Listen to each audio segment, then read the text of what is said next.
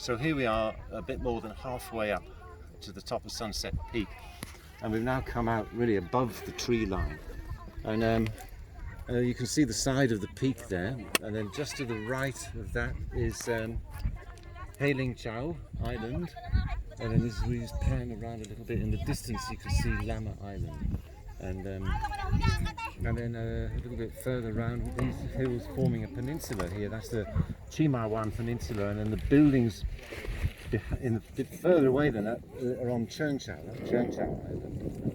Island.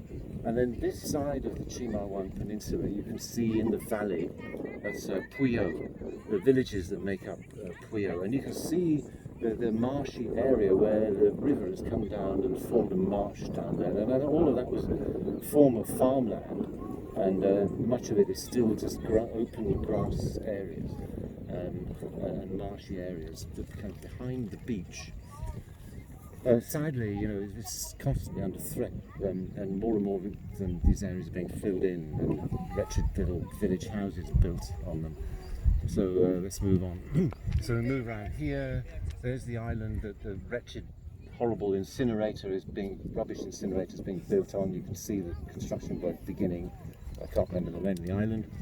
And then we move around here, around the back of my head. Changsha is here. Isn't that magnificent? And then we can see the Soko Islands in the distance over there.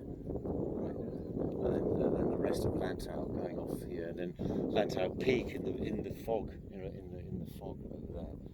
Somewhere over there is Macau, but that's probably a little bit out of sight because it's slightly misty.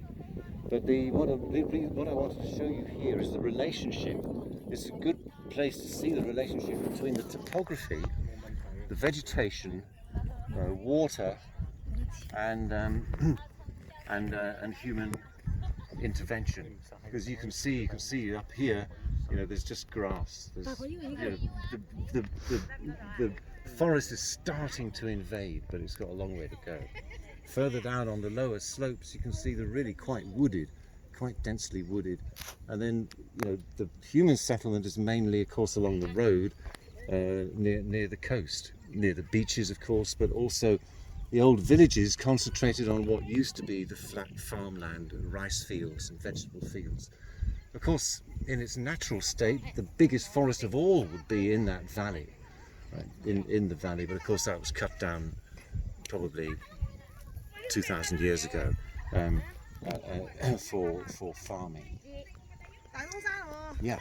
One thing I wanted to mention here is you can see the mist. If you look up here, you see the mist coming across the mountaintop, and then you can. What's interesting about this is that, of course, that's all water, right? That's that cloud. So the mist condenses on the on the vegetation. So the more vegetation you've got, the more condensation you get, and the more water falls down from that into the soil, and so it's a sort of it builds itself up, and that's what you can see happening here. And in fact, many of the rivers will be largely full of water there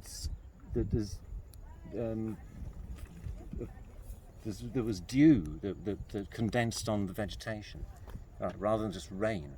So the rivers are not just rainwater; it's also the condensation. So these kind of fogs and the dew are very important. Yes, sir.